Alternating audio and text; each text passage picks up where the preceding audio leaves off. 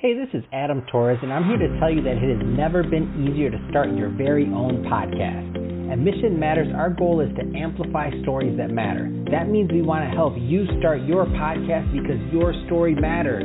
We can do this in 3 different ways. 1, join our podcast school and take a free or paid course. 2, visit our resources page where we've already figured out what you need, such as where to host your podcast. Or 3, heck, we can even do everything for you through our podcast agency, including editing for cheaper than you can do in-house. Oh, and no contract, services month to month. Get started by heading over to missionmatters.com and click on Start a Podcast. All right, now let's get into the show. Hey, I'd like to welcome you to another episode of the Mission Matters Money Podcast, your source for all things money. My name is Adam Torres. You can follow me on Instagram at AskAdamTorres. Keep up with my book releases, book tour schedule, signings, all that other good stuff. Always love to connect with you there. And as always, if you'd like to apply to become a co-author of one of my upcoming books, just head on over to the website, missionmatters.com, and click on Become an Author to apply. All right, today I have Christina Suarez on the line. She's a business development specialist over at Netco Title. Christina, welcome to the show. Thank you. Thank you for having me. I appreciate that. All right, Christina. So I am excited to get into today's topic. So we're going to talk about the differences between, what people should be thinking about when they hire a title company, what that looks like. But before we get into that topic, let's start off with a little bit of your background. So how'd you get started in your career and in business? Oh, you're so great, Adam. Thank you. So yes, I had been in home services for a security company, a well-known security company, for probably about 18 and a half years. This is where I went to million-dollar houses, regular houses, mobile homes, you name it, where I learned about people, learned about what I really wanted to be as I developed in my career, who I should look for, all that good stuff. Being a part of a security company and being with them for so long, I got to a point where I felt the drive was too much. It wasn't fulfilling in my heart. And every New Year's, I would feel really sad. And so I stopped and I worked with a life coach and thought about, okay, what could I have in my life that had meaning and good purpose? Something that no one really knows about, but everyone has to use and costs a lot of money. So that led me into the funeral industry. The funeral industry is one of those industries that catches people at the most vulnerable spot in their life. Exactly what I asked for. It's something that I can help people understand and know what they're buying because it is a lot of money and everyone will have to use it. So I investigated myself into that business to get down and dirty with people, to ask the right questions about their soul, who they are, where they come from, what matters the most, so that way they can fulfill their lives and fulfill their honor at the very end of their life for their families. When I started discovering more and more, keep going. That's great. Okay. Perfect. I discovered more and more about people at that aspect, just because I would go to government housing. I mean, a lot of people don't know about the funeral industry. It's one of those where you could go 5 miles down the road and pay $10,000 less than to place 5 miles down the road. And so I would go to government housing, explain to them the differences, explain to them so that I would be there for them. So when that day actually did show up, their families would have everything planned, everything taken care of. It was a sales technique that I kind of put together that was based off of my heart. And that's kind of what I like to do in my current position. As I left the funeral industry, because it was just too hard. It was hard to be there on someone's deathbed, holding their hands and watching them pass away. It was very, very hard for me. So I had to stop, and I was like, okay, universe, what is next?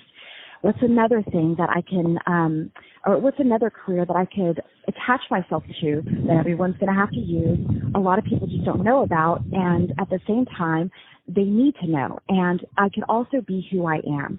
As that person that loves to be the flow of abundance and prosperity for all that come in contact with me, I wanted that to be something that was keynote in my next career change. So when COVID happened, I actually got an opportunity to work with Netco Title and attach myself to an experienced mentor who has been helping me along the way, who is just amazing. And we had an opportunity to open office here in Austin. So that gave me kind of the fuel to my fire in my heart to help more people and to connect and be a resource and that flow of abundance and prosperity. Along with that, I also have rechanneled my energy to help those people that have been in the caregiving industry, that have had to come in contact with death and caregiving and tragedies and, dementia and Alzheimer's, all those things that no one knows about unless you're in it, unless you're exposed to it. And so I've opened up that field to really help people along that path. And doing so, it just it enables me to be the best version of myself. So that kind of gives me the everything that I've ever wanted and everything I've ever have experienced or learned to this exact point in time to help this flow of abundance and prosperity in my new career. That's awesome, Christina. And thank you for sharing that. And I want to, speaking of your new career, I think that's a great transition. So let's get into title.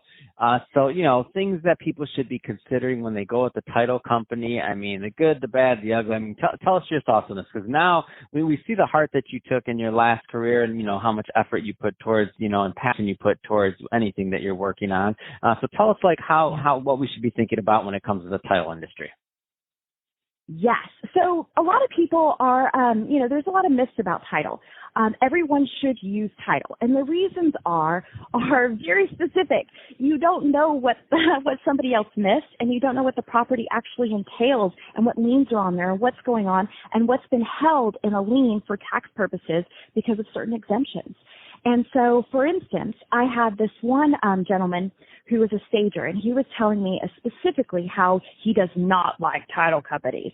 And the reason is because back in 1992, when he had purchased his house, they went to refinance in 1998 and found out that there was a lien from the previous owners, and they had no idea, and no one caught it.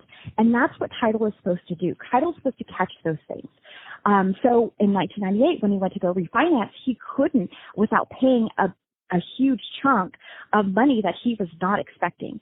So that's one thing that we all should make sure that when we look for a good title company, that they are well known, that they've been around for a long time. And like myself, the reason I chose this company is because they were around for 35 years. Another thing that people should really look for in a good title company, and it can be a horror story, is just that whole teaming up process. A lot of big title companies will, take people out for extravagant dinners and box seats here and this and that, when really most brokers are actually looking for that, of course, but then little nitty-gritty stuff to help their real estate agents, their team. So as a business development specialist, what I do is I team up with those realtors. I help make sure that at their open houses they have what they need. Little farming projects. We help with little farming projects and make sure things are all together so that all the information is presented to the client so that they get the best of bang for their buck, basically, to make sure that flow of abundance does follow process thoroughly. That's awesome. What we also like to do. Go ahead. Oh yeah. What we also like to do is make sure that, a lot of investors will buy properties in different states. And during this COVID time, there's a lot of different scary stories as far as, you can't close here because the title office is closed, or you can't go here because of code purposes. Every state is different. Every state has different legalities. So that's what we do, is we help hook up. And as a company that is serving all 50 states, I connect with my inner channels within the Netco community. So it's pretty cool. No, that is really cool. And so what kind of title does Netco handle? Is it residential, commercial, all the above? I mean, give us a little feel there, and you already mentioned geography-wise in all the states, yeah? Yes. So we normally we can do anything: commercial, residential, land, double closings, all those things that involve real estate. We know how to do it. If, so to say, something is, just too much. I know different title companies that will help take over those transactions, that will help us along that path so that everything does flow properly. There's certain, as far as my husband's a hard money lender, and there's a lot of title companies that are not very good about hard money. And so finding that right company that has the good national underwriters to make sure that everything does go through the process smoothly, but then also it works out for the client. I mean, these are those times where we're not sure what's going to happen. And next year, so the property taxes are released in October, which means that next year they're going to be a little weird because of all the extensions and taxes that have gone on this year. So having the right title to make sure that there are no liens on that house when you actually purchase it, and to follow through afterwards if there is something that is being delayed because of, the county reasons. They just didn't get to it in time, that sort of thing. Fantastic. Well, Christina, first off, really appreciate you coming on the show today and sharing some of your background and how you got into the industry and also your passion for title and what you're doing to help your clients. I think it's great. And to the audience, as always, thank you for tuning in. Hope you got a lot of value out of this. If you did, don't forget to subscribe to the podcast, leave me a review on the Apple iTunes store. And if you're watching this on our YouTube channel, Mission Matters Money, definitely give us a subscribe there, but also leave us some comments on the video. Love to know what kind of projects and things that you're working on. And Christina, thanks again for coming on the show. Thank you.